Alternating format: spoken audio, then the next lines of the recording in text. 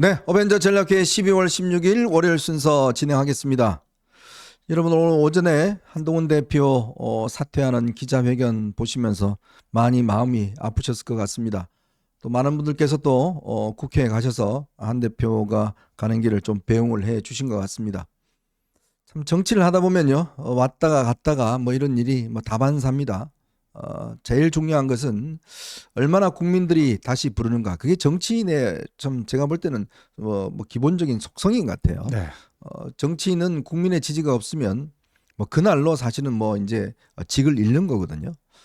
근데 사실 이번 지난 정계 입문한 지 1년 정도가 됐고 그다음에 당 대표가 된 지 한 5개월여 가까이 된 것 같습니다.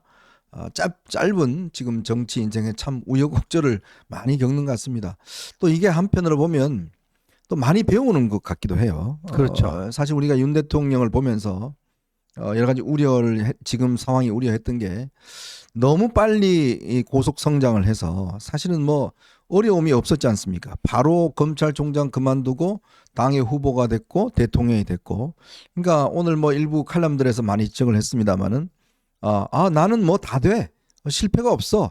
라는 내가 하면 다 돼. 이런 것들이 있다 보니까 아마 본인이 이 비상계엄까지 그렇게 폭주한 그런 전례가 된 것 같습니다. 하지만 한동훈 대표에게는 지금의 시간이 중요한 또 배움의 시간이기도 하고 또 우리가 빨리 달리다 보면 또 쉬어가야 다음에 또 더 빨리 달려갈 수 있는 게 아닌가 싶습니다.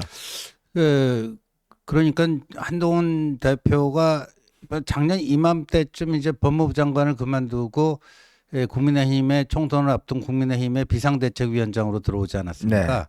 이제 정계 입문한 지 만 1년 정도 됐는데 그 1년이요. 보통 정치인들이 한 10년 정도에 걸쳐서 경험했을 법한 정말이지 그 경험 못해요. 네, 그것도 삼선 산선해도 못해요. 그렇죠. 그냥 네. 삼선 짜장 짬뽕은 많이 먹을 수 네. 있어도요. 삼선했다 해서 이런 파란만장한 이 경험, 그리고 굉장히 압축적이잖아요. 더군다나 넘버 원하고 싸웠잖아요. 네, 더군다나 그 임기 중반에 들어선 시퍼런 권력, 현직 대통령과 뭐 속된 말로 맞짱도 뜨고요. 네. 뭐 이런 속에서 굉장히 많은 또 또 경험과 이 교훈을 얻어가는 과정이지 않을까. 아픈 만큼 성숙해지고요.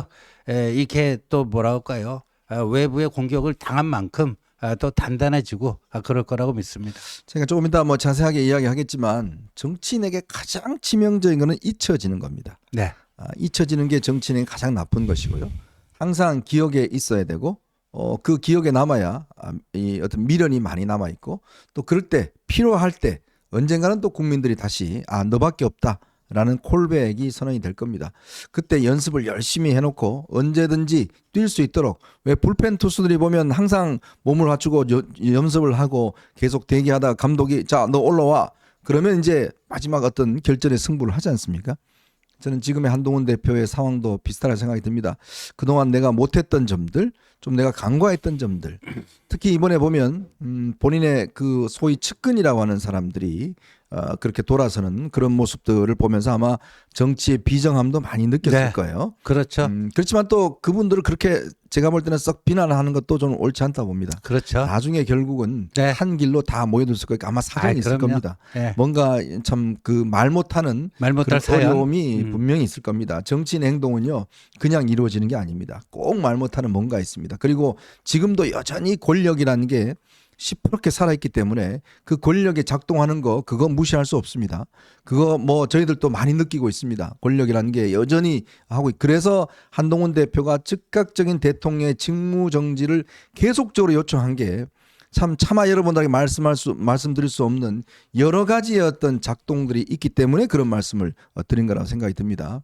그래서 그런 부분들은 앞으로 더 크게 품고 또 더 많은 국민들에게 지지를 받을 수 있는 정말 또 더 업그레이드된 그런 한동훈으로 뭐 저는 빠른 시간 안에 네. 다시 돌아오지 않을까라는 그런 생각이 듭니다.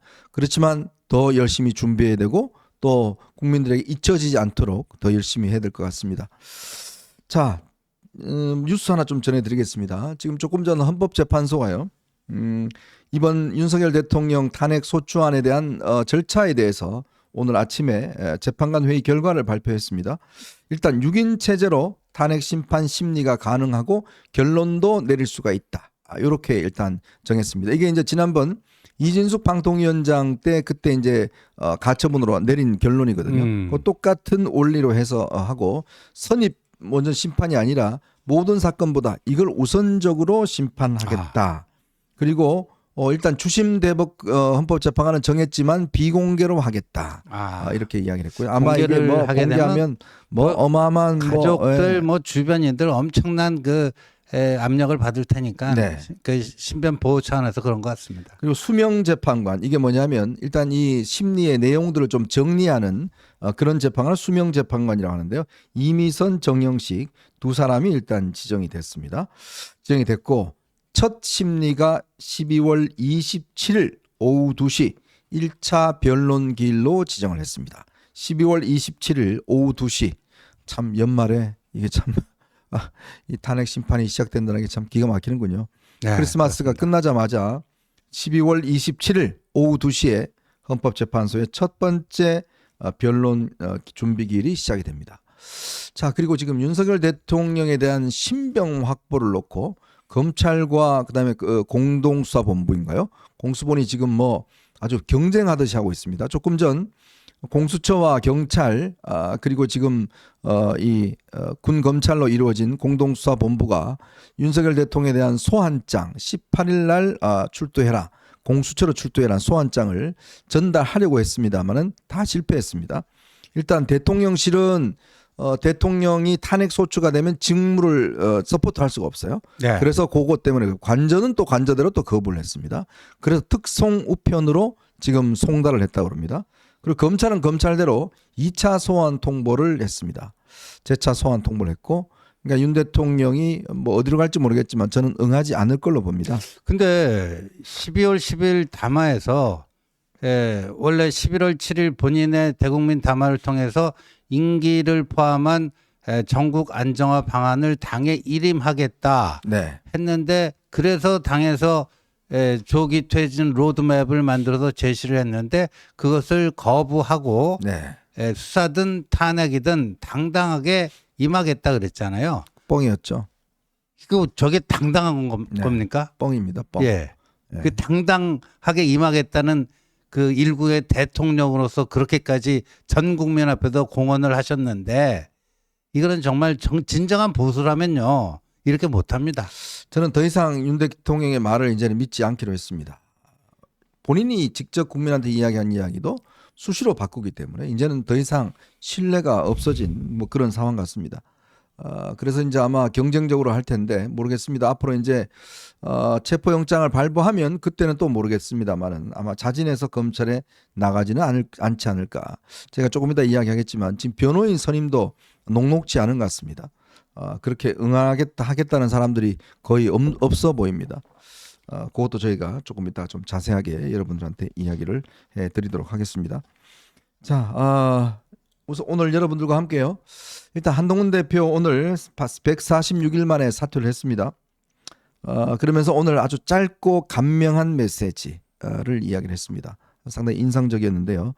자, 한동훈 대표의 앞으로의 앞날 어제도 저희가 이야기했습니다만 오늘 사퇴를 계기로 해서 그 이야기하고요.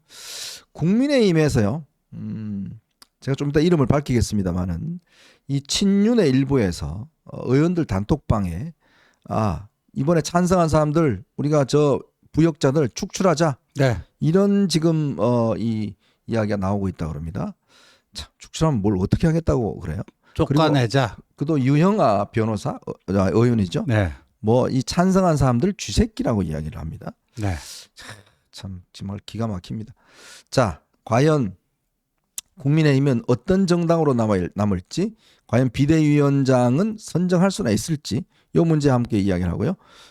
그리고 저희가 윤 대통령 지금 수사와 관련된 상황들 좀 이야기를 해보도록 하겠습니다.